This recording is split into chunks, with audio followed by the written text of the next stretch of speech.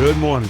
About 8 in the morning, we're leaving the job because we were supposed to be working in a building that was completely roofed, had a good shell, and it didn't. And it's been leaking for a couple days here and there. We got a little more weather last night.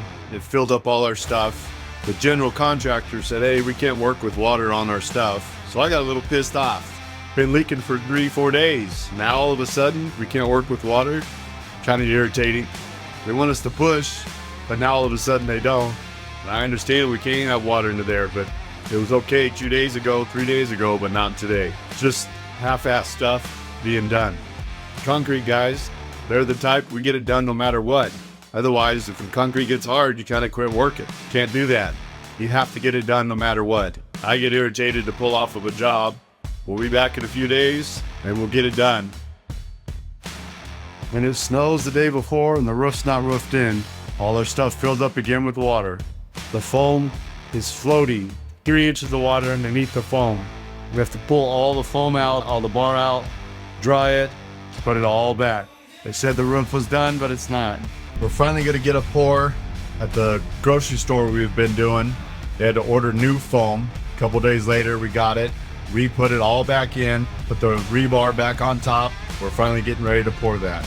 We'll have like a 12-man crew of a couple guys setting up, the rest of us pouring the freezer cooler, meat deli cooler, and meat prep cooler, curbs on it. It's about 30 yards, 45 minutes apart. We run 2% Accelerator, non-chloride. The building's heated. We want to give it just a little bit of a kick. The coolers we don't have to saw cut. We have some other slabs that we do have to saw cut around the produce cooler. Should be good pour. It's gonna go. We gotta be on our A game. This stuff goes pretty fast. I don't have much patience, so it works out. That's why I like it to set up fast so we can get it done and go home. Our mud's late. Plumbers are still getting stuff ready. We're helping them fix the vapor barrier. Just to the, yeah, it should cover the footing. You guys are pulling those blocks out?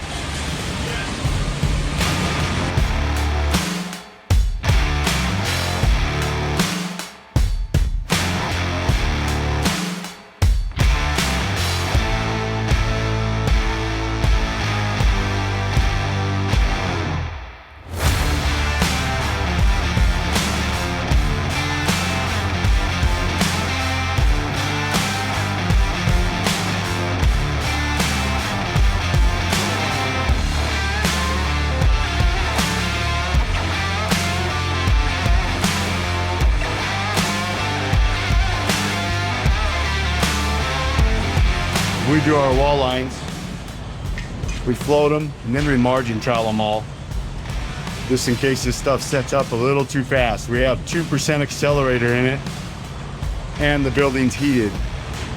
Usually we put up plastic, but all these walls cover, so we don't have to worry too much about splashing. First truck's poured out, second truck is on deck. On this pour, I decided to start in the middle so these guys could lay this down just because it's a little slower. That way we're not all over them. This has fall from the back to the front, just minimal. So I actually wrought it sideways. We hit those valleys, down, cross, back up. We look at these little score marks. That's where our valley is. We wrought through it. We just make that little mark in the concrete for the bolt float guy so he can see where those valleys are, so he hits them square, which would be at an angle. That way he's not messing that valley up since there is minimal fall.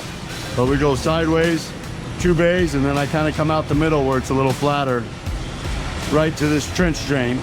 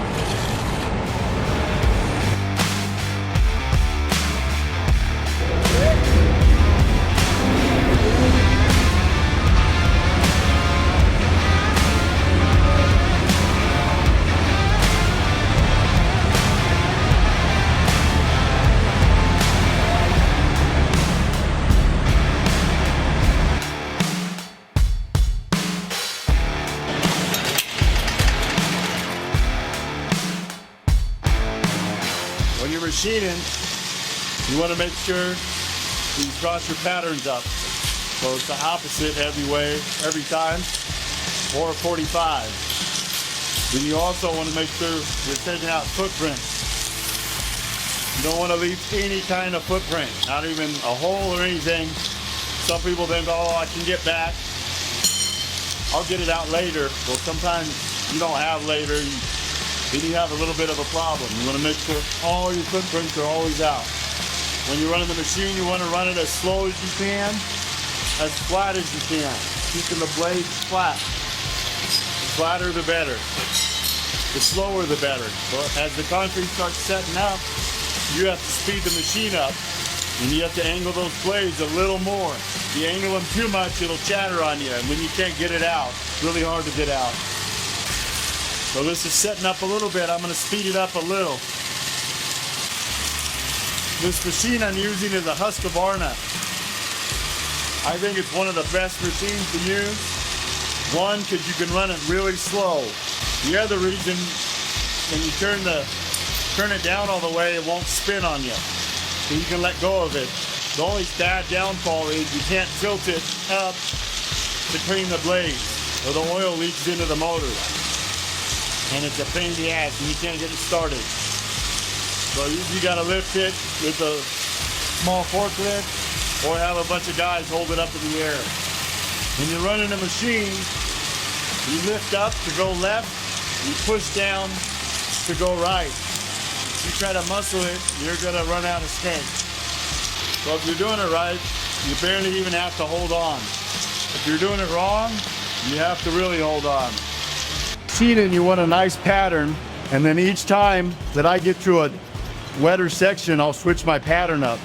So if we have multiple guys machine and they see a pattern change, they know it might be wetter or harder. So they can kind of adjust their blades and be on alert. And when you're walking, you can feel that wetness with your feet.